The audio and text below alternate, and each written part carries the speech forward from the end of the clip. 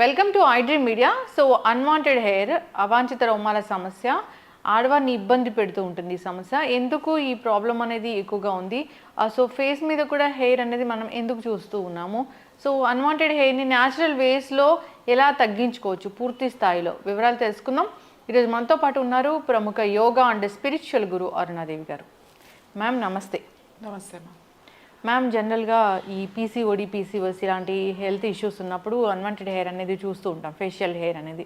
జనరల్గానే unwanted hair తగ్గించుకోవడానికి చాలా రకాల క్రీమ్స్ అవి వాడుతూ ఉంటారు. అలా కాకుండా జనరల్గా న్యాచురల్ వేస్ ఏమైనా దీన్ని తగ్గించుకోవడానికి, అన్వాంటెడ్ హెయిర్ రావడానికి ఇంకా ఇతరత్ర కారణాలు ఏమున్నాయి, యోగాలో దీనికి ఏమైనా ఉన్నాయా తగ్గించుకోవడానికి? అన్వాంటెడ్ హెయిర్ ఇవాళ చాలామంది పిల్లలు ఎదుర్కొంటున్న సమస్య ఇది. మరి ఇంటర్మీడియట్ వాళ్ళు అయితే పాపం వాళ్ళకి మీసాలు ఇక్కడ హెయిర్ వచ్చే, ముఖ్యంగా మీరు అన్నట్టుగా పీసీఓడి ప్రాబ్లమ్స్, ఇర్రెగ్యులర్ పీరియడ్స్, ఇవన్నీ ఈ ప్రాబ్లమ్స్ వల్లనే, ఈ హార్మోనల్ ఇన్బ్యాలెన్స్ వల్లనే మనకి ఈ ముఖ్యంగా టెస్టోస్టెరాన్ వీళ్ళలో పెరగడం వల్ల ఈ హెయిర్ అనేది రావడానికి కారణం. ఫుడ్ ఒకటి, చాలా ప్రాసెస్డ్ ఫుడ్ తింటున్నాం మనం. బాగా నిలువ ఉన్న ఆహారాలు ఎక్కువ తింటున్నారు. ముఖ్యంగా దాంట్లో బాగా అంటే చిప్స్, ఏ కంపెనీ అయినా ప్యాకెడ్ ఫుడ్ చిప్స్ చాలా చాలా, అది కూడా అంతే. దానికి ఎంతగా అలవాటు పడిపోయారంటే ఈ చిప్స్. ఇది వరకు అంటే మా టైంలో అప్పడాలు, వడియాలు, అవి చిప్స్, మిరపకాయలు, ఏంటి చల్ల మిరపకాయలు, గుమ్మడి వడియాలు, ముక్కలొడియాలు, ఇట్లాంటివి చక్కగా వేయించి, లేకపోతే గుగ్గిళ్ళు అలాంటివి వేయించి ఉప్పు కారం వేసి అట్లా ఇచ్చేవాళ్ళు. అప్పడాల మీద కూడా అన్నీ వేసి ఇచ్చేవాళ్ళు. ఇప్పుడు అసలు అవి తినేవాళ్ళు ఎంత తక్కువైపోయారంటే పిల్లలు కూడా తినేవాళ్ళు కాదు. అప్పట్లో ఇంతంత డబ్బాలు, ఇంతంత సంచుల్లో పెట్టి వేసవకాలంలో పెట్టి ఇంట్లో ఉంచేవాళ్ళు పిల్లలకి. ఇంటికి రాగానే కాస్త మురమరాలు అవి కలిపి ఇవ్వడం, ఓ రోజు ఈ వడియాలు ఇవ్వడం, అట్లా చేసేవాళ్ళు. అదే చాలా బాగుండేది. ఇప్పుడు అసలు ఎవరు వడియాలు వేయించి అప్పడాలు వేయించిస్తే తినేవాళ్ళు ఇప్పుడు పిల్లలు లేరు.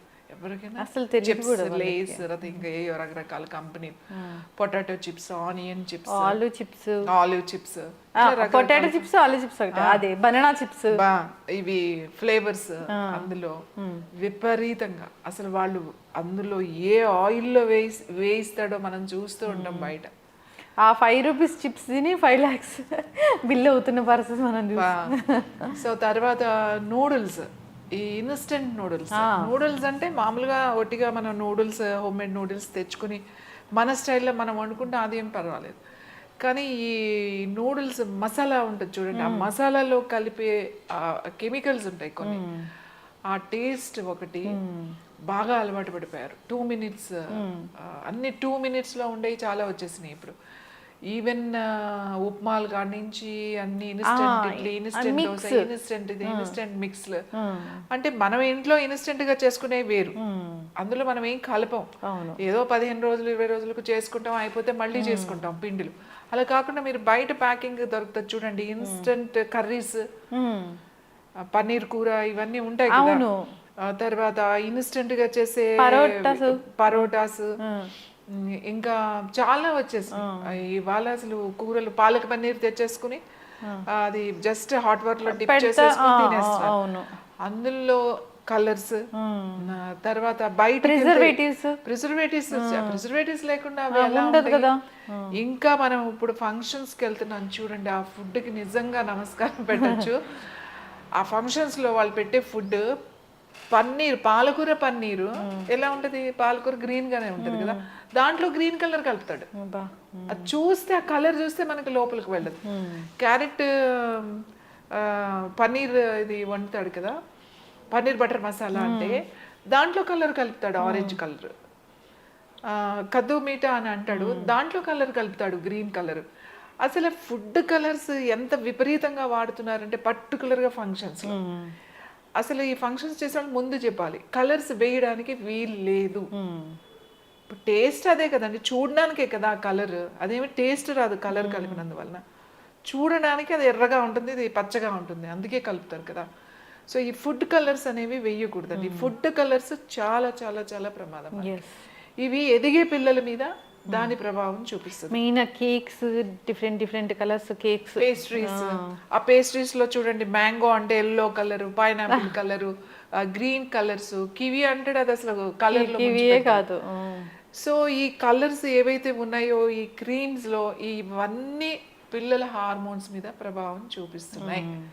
మనకు తెలియకుండా ఎంత తింటున్నామో, ఎంత పెడుతున్నామో పిల్లలకి.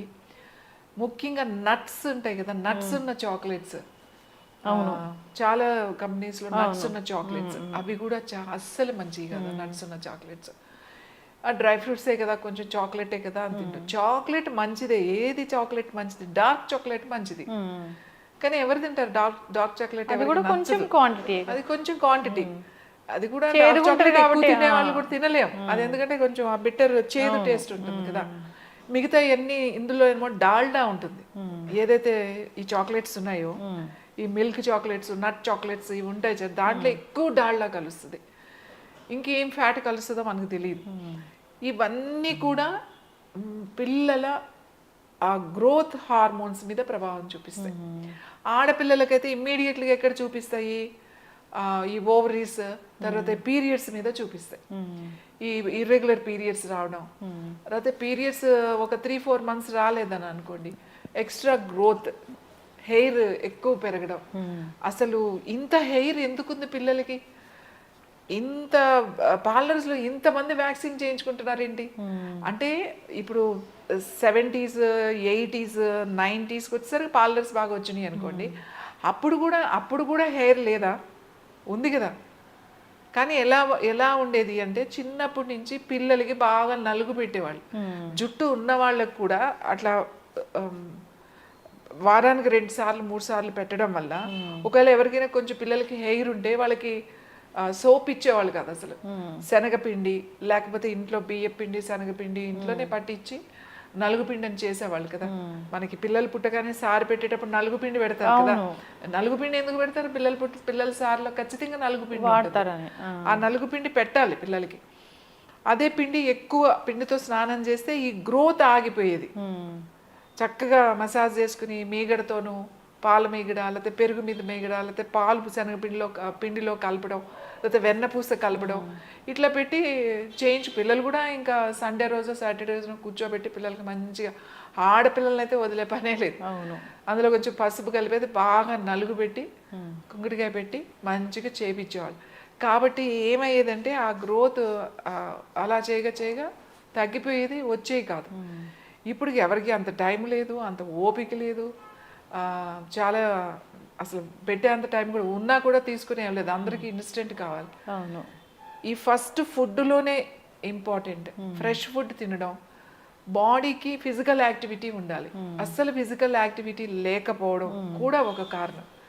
ఏదో ఫిజికల్ యాక్టివిటీ అంటే ఊరికి అటు ఇటు తిరగడం కాదు, ఖచ్చితంగా ఎక్సర్సైజ్ ఉండాలి. తర్వాత ఇలా గ్రోత్ ఇలా ఉన్న వాళ్ళకి, వస్తున్న వాళ్ళకి కాస్త డైట్, ఎక్సర్సైజ్ కనుక చేస్తే ఇందులో చేంజెస్ ఖచ్చితంగా వస్తాయి. హార్మోన్స్ మళ్ళీ బ్యాలెన్స్. మేము అందుకే చెప్తాం, యోగా చేయండి. మీ హార్మోన్స్ ముందు, మనకి యోగాలో ఏంటంటే గ్లాండ్స్ మీదే ముందు ప్రభావం చూపిస్తుంది. మీ ఏదైతే ఇర్రెగ్యులర్గా ఉన్నాయో అవి రెగ్యులర్ అవుతాయి, అలాగే బ్యాలెన్స్ అవుతాయి. Hormones it's very important. ఈ హార్మోన్స్ బ్యాలెన్స్ అయినప్పుడు ఈ పిల్లలకి ఇలాంటి ఇష్యూస్ రాకుండా ఉంటాయి, మెల్లమెల్లగా తగ్గిపోతూ ఉంటాయి అన్నమాట. సో అలా ఎక్కువ అప్పుడు ఫేస్ మీద వచ్చినప్పుడు, లేకపోతే ఇట్లా వచ్చినప్పుడు, అప్పుడు ఇది పటిక ఉంటుంది కదా, ఆలం అంటారు. అవును, పటిక, ఆలం అని అంటారు కదా, తెల్లది. అవును, అది గుమ్మానికి కడతాం. గుమ్మానికి, దిష్టికి అది కడతారు కదా. అది మంచిగా ఈ ఫేస్ మీద ఈ ఎక్కువ గ్రోత్ ఉన్న దగ్గర బాగా రాసుకోవడం, ఈ హ్యాండ్స్ మీద, దీని మీద మెల్లగా అట్లా రాయడం, రాస్తూ ఉంటే ఆ గ్రోత్ తగ్గుద్ది అన్నమాట. ముఖ్యంగా వాళ్ళు నలుగు పెట్టుకోవడం అలవాటు చేసుకోవాలి న్యాచురల్గా. వాళ్ళు కనుక నలుగు పెట్టుకోవడం అలవాటు చేసుకున్నట్టయితే, వారానికి కనీసం 2 రోజులు నలుగు పెట్టుకున్నట్టే, వాళ్ళకి ఏ పిండి పడితే ఆ పిండి, శనగపిండ, లేకపోతే పెసరపిండ, లేకపోతే వరి పిండ, ఏ పిండి అయినా మంచి పిండి, ఆ పిండి పెట్టుకుని సీజనల్గా ఫ్రూట్స్ దొరుకుతాయి మనకి. ఇప్పుడు పుచ్చకాయ ఉంటుంది, అరటిపండు ఉంటుంది, సపోటా ఉంటుంది, లేదా మ్యాంగో సీజన్లో మ్యాంగోస్ ఉంటాయి. కొంచెం పల్పు ఉంటుంది, ఎంత లేదన్నా ఒక అరటిపండు కొంచెం బాగా పండిపోయినవి ఉంటాయి, కట్ చేసి పెడితే ఒక ముక్క మిగిలే ఉంటుంది. పప్పాయి పండు కానీ ఏదైనా ఆ పిండిలో కొంచెం అది కలిపేసేసి కొంచెం మంచిగా ఫేస్కి అది నలుగు పెట్టుకున్నారనుకోండి, అసలు మీరు ఏం పెద్ద పెద్దగా కష్టపడక్కర్లేదు. ఆ గ్లో ఉంటుంది, సర్క్యులేషన్ బాగా అవుతుంది, తర్వాత మీకు అన్వాంటెడ్ హెయిర్ కూడా రాకుండా ఉంటుంది. ఇప్పుడు హెయిర్ ఉంటే అందరూ లేజర్కి వెళ్తున్నారు, ఎందుకంటే అంత హెయిర్ ఉన్నప్పుడు మనం ఖచ్చితంగా లేజర్కి వెళ్ళాల్సిందే, లేకపోతే అది అనీవెన్గా పెరిగి కొంతమందికి అది చాలా ఫెయిల్ అవుతుంది. నేను ఏమంటానంటే ఇలాంటి ఇష్యూస్ ఉన్నాయి కాబట్టి మనం ముందు నుంచే పిల్లలకి ఖచ్చితంగా వాళ్ళకి నలుగు పెట్టి స్నానం చేయించడం, ప్రతిరోజు వాళ్ళకి యోగా అనేది వాళ్ళకి అలవాటు చేయడం, ఈ ఫుడ్ దగ్గర ఈ పీరియడ్స్ రేపు ఫ్యూచర్లో నీకు ఇలాంటి పీరియడ్స్ ప్రాబ్లమ్స్ వస్తాయి, ఇలాంటి ప్రాబ్లమ్స్ వస్తాయని వాళ్ళకి చెప్పి అట్లాంటి ఇవ్వకుండా వాళ్ళకి పిల్లలకి ఇవ్వకూడదు అసలు.